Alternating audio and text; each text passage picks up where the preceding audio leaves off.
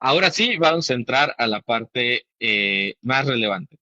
¿Qué es la inflación? ¿Y por qué la mente está involucrada? Digo, es muy fácil saber por qué está involucrada, pues porque ya vimos que existe una relación entre la MELT y el valor del dinero. Ahora, si ustedes buscan en Google o en cualquier lugar qué es la inflación, ustedes van a encontrar que es la variación del valor del dinero, ¿no? Y una forma de expresarlo muy simple sería como preguntarnos, y se puede hacer con este cociente, si nosotros tenemos el valor del dinero de ayer y lo comparamos con el valor del dinero de hoy, entonces ya podemos saber si hubo o no inflación, ¿no? Si el valor del dinero el día de hoy es más pequeño, entonces hubo inflación. Si el valor del dinero fuera más grande ahora, entonces hubo deflación. Y también vamos a explicar qué es ese concepto. ¿Ok? Ahora vamos a involucrar, dado que la MELT es el inverso del valor del dinero, cómo podríamos calcular la inflación utilizando la MELT. Ok. Del lado izquierdo tenemos la forma o la ecuación a partir de la cual partiríamos. La inflación es el cociente entre la MELT de este periodo y la MELT del periodo anterior. Ese menos uno es porque es la forma en la que se calculan las tasas de cambio o las tasas de variación. Entonces, una forma de deshacernos de ese uno sería sumándolo del lado izquierdo, ¿no? Y entonces solo nos queda la MELT como el cociente, o sea, la tasa uno más la tasa de inflación, como el cociente de la MELT del presente y la MELT del pasado. Y aquí lo que hice fue hacer uso del cociente más simple que vimos en una diapositiva previa, que es donde nada más teníamos el cociente entre el capital total y el valor total. Y ustedes lo habrán visto en clases de secundaria, bachillerato en la universidad, aplicamos lo que le llamaban la ley del sándwich. Entonces los extremos se multiplican y los medios también, y entonces tenemos esa expresión. El primer elemento del producto vendría a ser el cociente entre el capital total del presente y el capital total del pasado. Y el otro elemento del producto sería el valor total del pasado en el numerador sobre el valor total del presente. ¿Ok? Em, si utilizáramos una formalización matemática más compleja, habría varias salvedades que no me voy a preocupar ahorita porque lo único que quiero derivar son las conclusiones o las cosas más importantes de ver la inflación de este modo.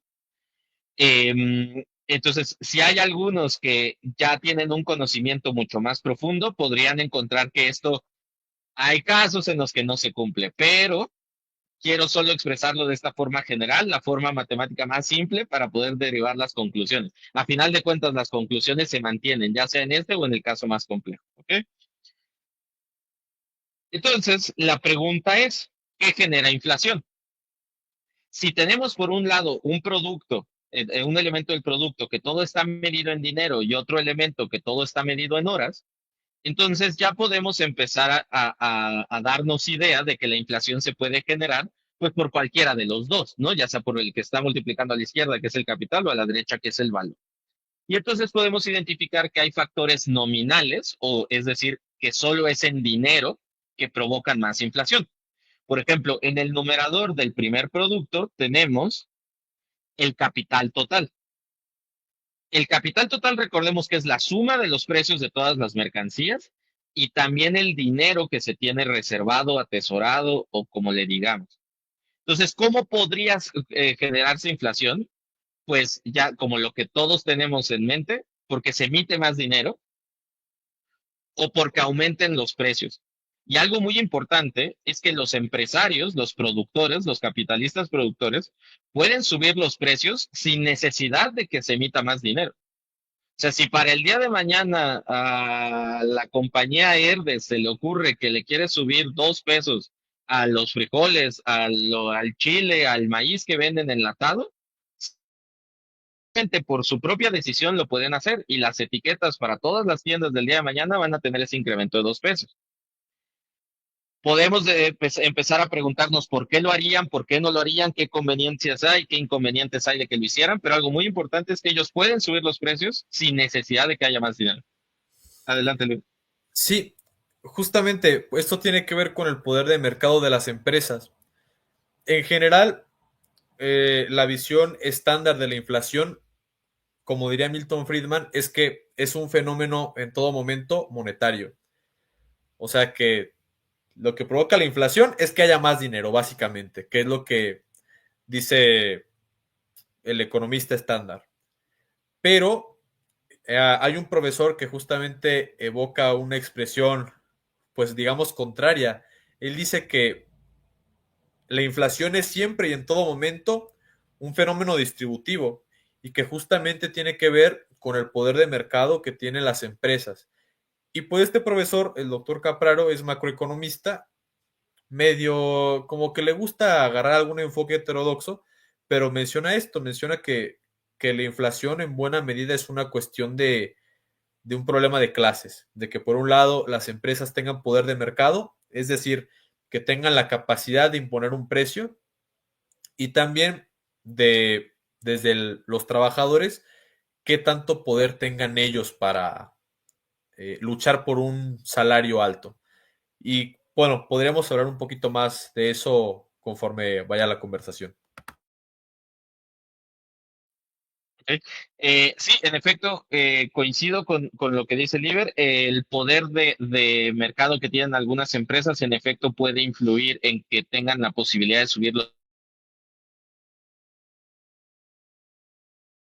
polio, si tienen la expectativa de que vayan a ocurrir algo en el futuro o simplemente tienen la intención de generar mayores ganancias, ellos pueden hacerlo, ¿no? Obviamente hay muchas limitantes para que suban los precios, pero solo lo menciono porque es una posibilidad. También quiero hacer una precisión importante y es que puede emitirse más dinero o puede existir más dinero en la economía y no necesariamente tiene que ser porque el Banco Central lo haga. Puede existir simplemente más dinero en la economía porque los creadores de dinero, que también son los bancos privados, lo hagan. Cada vez que un banco coloca un crédito para, ya sea para una empresa, para una persona, está creando dinero. Eh, no me quiero clavar en esto, pero la teoría convencional dice que no pueden crear dinero de la nada y no pueden crear dinero a sus antojos, sino que tienen también límites. Sin embargo, y si quieren eso lo podemos dejar para otra conversación, sí existen esos límites, pero la flexibilidad y la posibilidad de los bancos privados para generar dinero es muy amplia. Entonces, por ejemplo, si la empresa Don Pepe resulta que quiere pedir 5 millones de pesos y en efecto parece que los puede pagar, en el momento en el que aparecen 5 millones de pesos en su cuenta, son 5 millones de pesos que antes no existían. Hay muchas personas que bajo la teoría convencional dirían no es cierto porque los bancos lo único que hacen es tomar dinero que los ahorradores dan y lo colocan en otras partes. Está más que demostrado que esto no es cierto. Ellos colocan dinero que no existían, crean dinero de la nada y también es una de las posibilidades a partir de las cuales puede crearse más dinero. Y esto lo menciono como algo muy importante porque también tenemos el mito o la creencia de que el dinero solo lo crea el gobierno o solo lo crea el Banco Central y que es uno de los principales motivos por los cuales hay inflación y en parte puede ser que a veces sí, pero no siempre. Hay veces que también puede ser por los bancos privados y hay veces que puede ser por la suma de los precios. Ok, ahora, ¿cuáles serían los factores reales por los cuales podría incrementar la inflación? Y entonces ahí nos podemos fijar en el segundo elemento del producto, porque ahí está todo el valor generado en la economía comparado el del pasado respecto al presente. Y si se dan cuenta, ahí está invertido. Lo que está en el numerador es el valor total del pasado, el cual ya no puede cambiar. Lo único que puede cambiar es el valor total del presente, lo que está en el denominador. Y pensemos qué es lo que es el valor total del presente. Pues, por ejemplo, el tiempo de trabajo vivo, todo el empleo, todas las horas contratadas de trabajo están en ese denominador, lo que actualmente se desempeña. Entonces, si se despiden personas o si se les contrata por menos horas, etcétera, entonces ese elemento hace que disminuya y por consiguiente la tasa de inflación también sería menor. Eh, Otro elemento, ustedes recuerdan que dentro de la explicación previa, el otro sumando era el capital constante.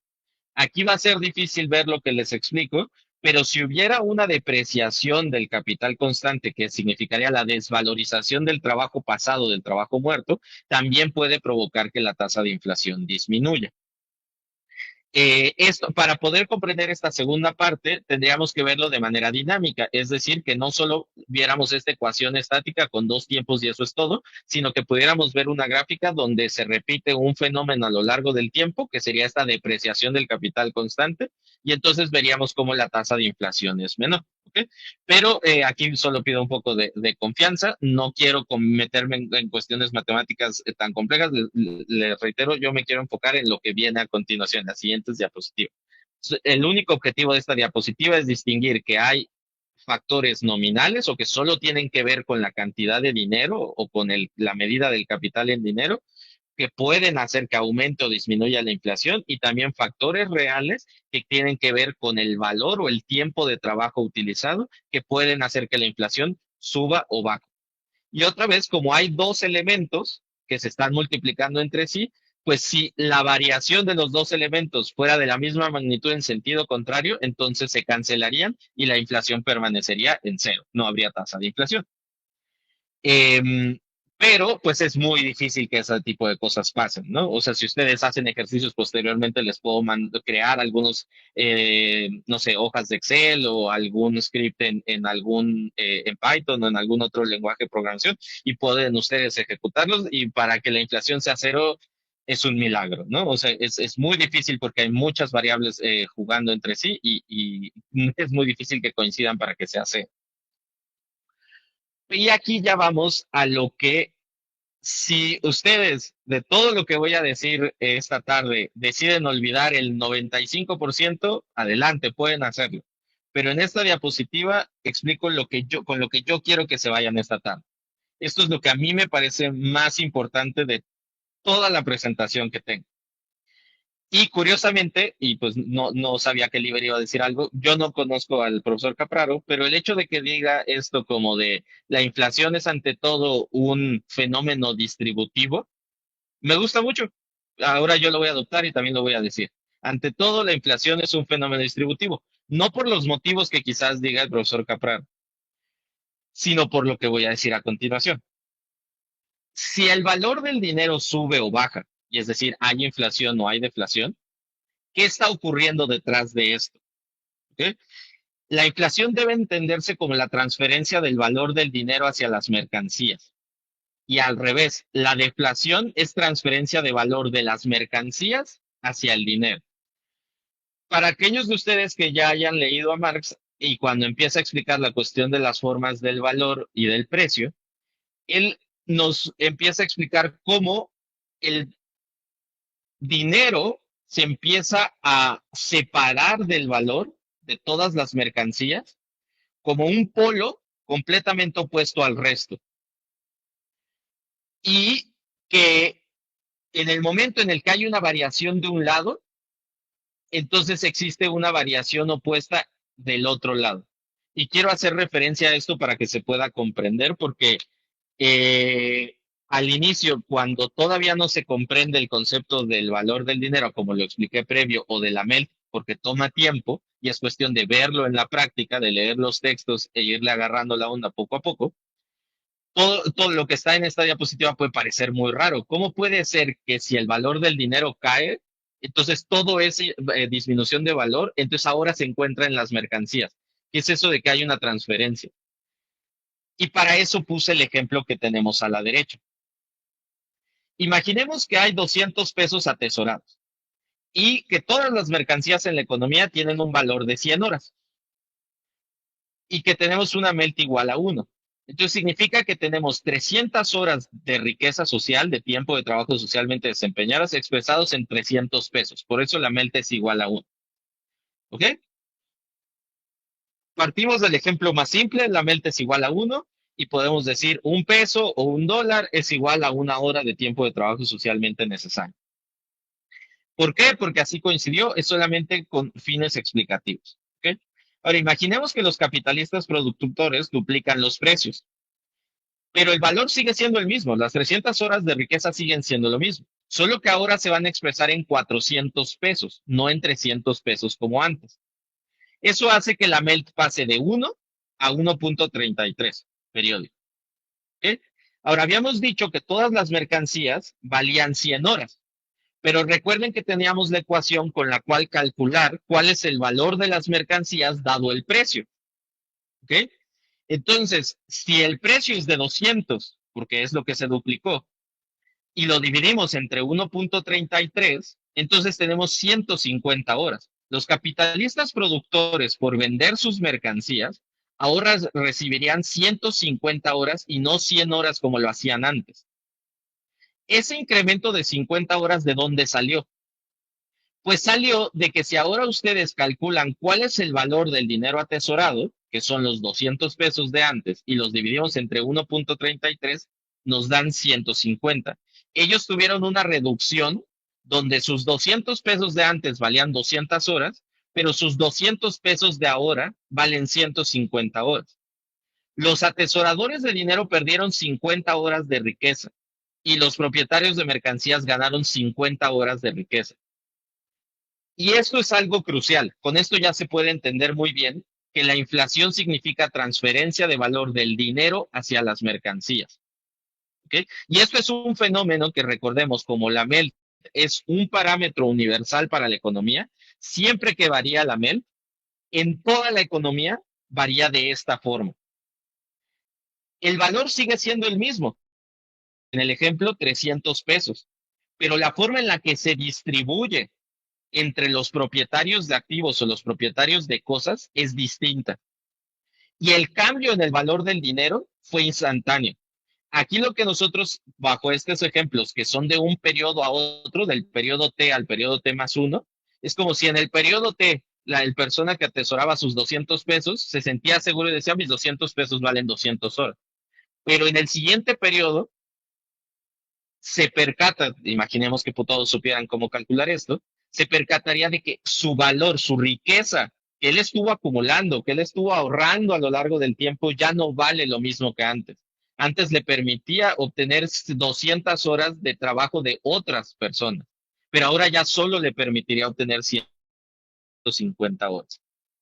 Y este fenómeno de la inflación comprendido a través de este concepto de la MEL, de la interpretación temporal del sistema único, nos abre un panorama político muy diferente al que lo haría cualquier otra teoría o cualquier otra interpretación.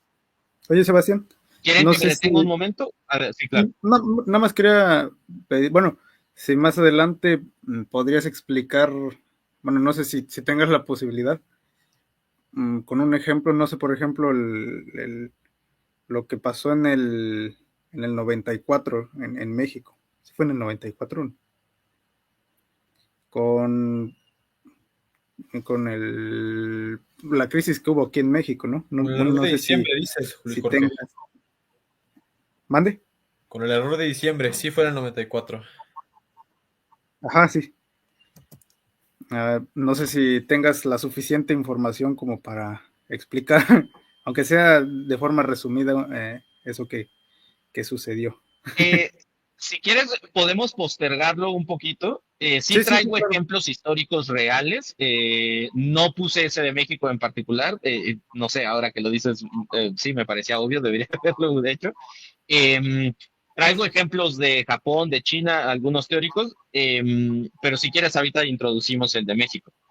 Claro, claro. Pero más bien, no sé si quisieran platicar algo en particular de esto, porque creo que es el punto nodal de toda la presentación, porque de aquí se derivan muchas cuestiones políticas, se derivan muchas otras cuestiones, y sobre todo la cuestión clara de que si hay inflación, hay transferencia de valor del dinero hacia las mercancías y viceversa. Si hay deflación, es decir, el valor del dinero aumenta, pues ¿por qué aumenta? ¿De dónde sale? Ah, pues Sí, porque las mercancías ahora valen menos. claro. Ya también más adelante vamos a hablar de la teoría neoclásica, de la teoría convencional y cómo ve la inflación, pero usualmente la forma en la que nos enseñan la inflación claramente no es así.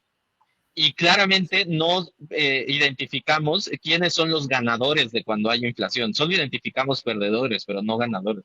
Entonces, esta forma en la que yo los estoy diciendo, de repente quienes son poseedores de mercancías ganaron en riqueza por las horas, eh, es una perspectiva distinta.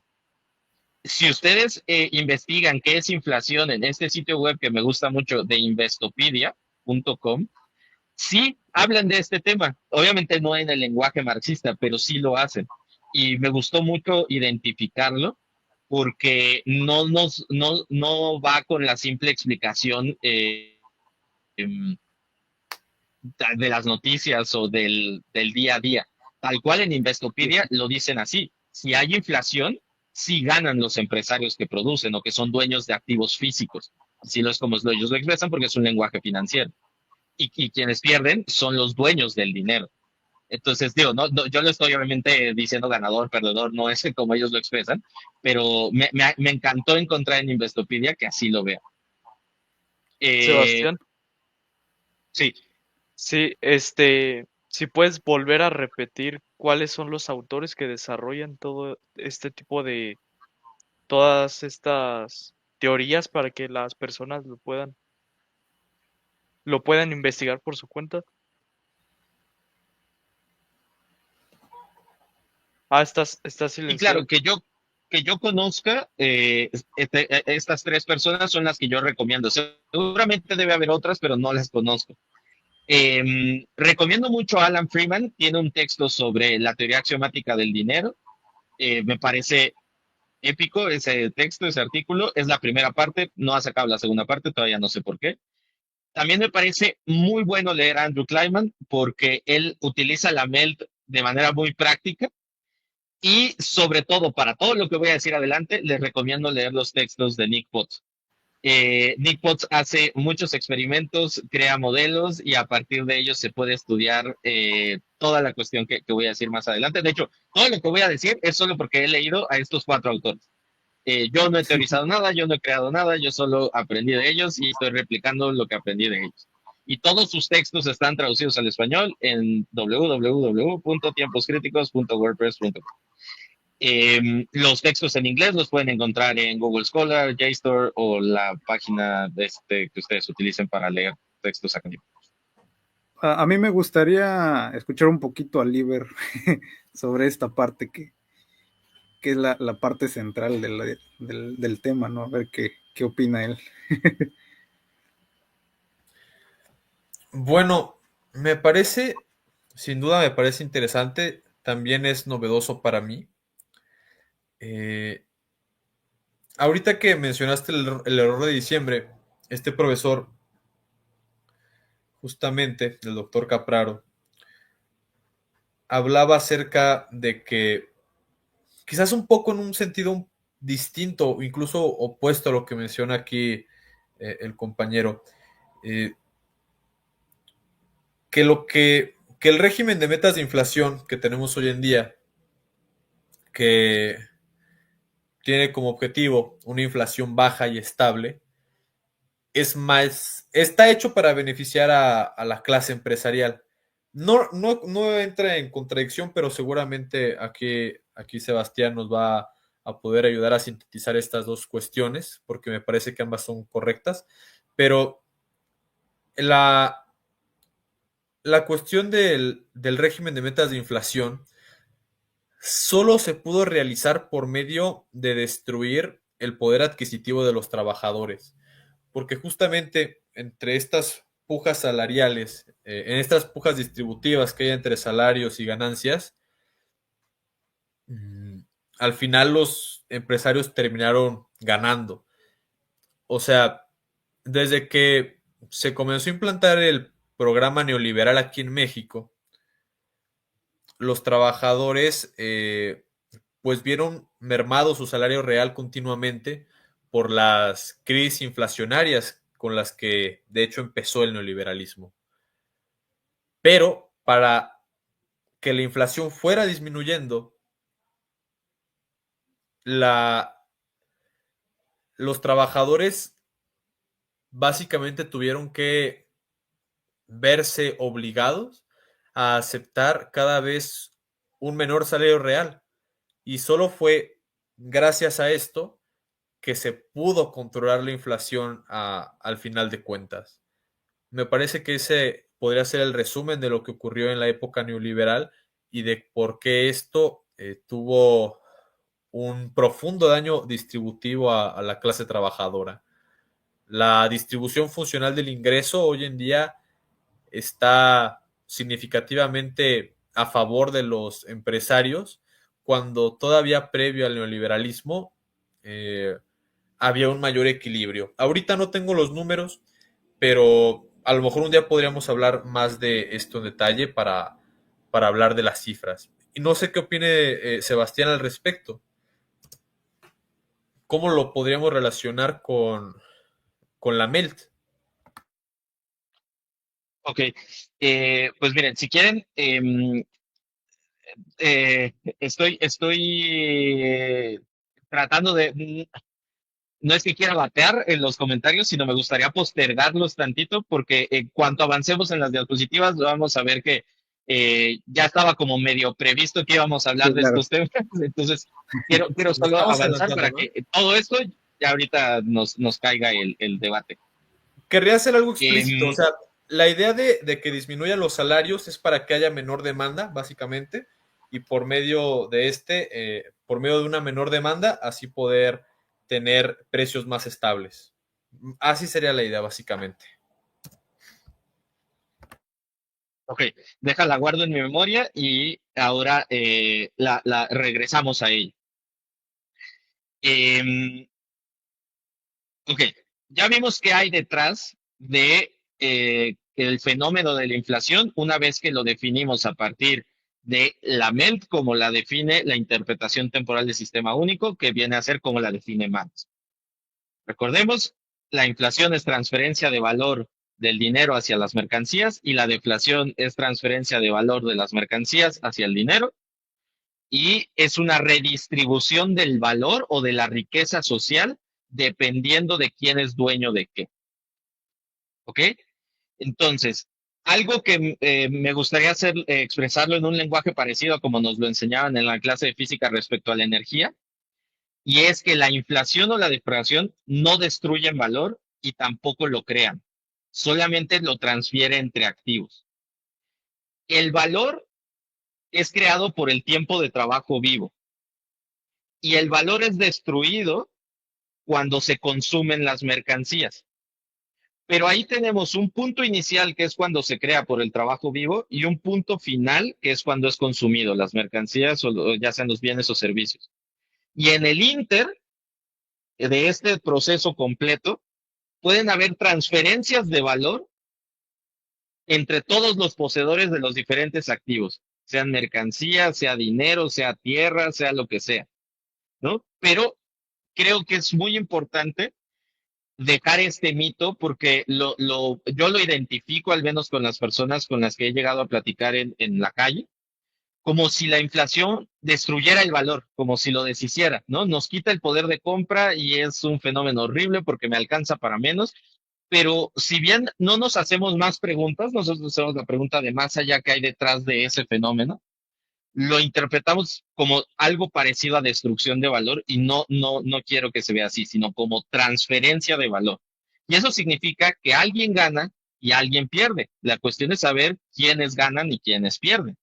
Y la transferencia entre quienes ocurre, ¿no? Porque la transferencia puede ocurrir entre clases, entre capitalistas y proletarios. Pero la transferencia de valor también puede, o entre capitalistas y terratenientes. Pero la transferencia de valor también puede ocurrir entre subclases, porque recordemos que los capitalistas no todos hacen lo mismo. La transferencia podría ocurrir entre capitalistas productores y capitalistas financieros, o entre capitalistas financieros y capitalistas comerciales, ¿no? O sea, comerciales podría ser como Walmart, productores podría ser como el que puse el ejemplo de Herdes, y financieros, pues no sé, podría ser BlackRock o el fondo de inversión que ustedes gusten. Todos ellos se dedican a cosas diferentes. Pueden ser amigos en algunas cosas, pero no pueden ser amigos en otras. Y esto es lo que nos da la riqueza del análisis político, el poder interpretar adecuadamente la teoría del valor de Marx y formalizarlo matemáticamente de forma adecuada. Lo primero, y es lo que nos bombardean en todos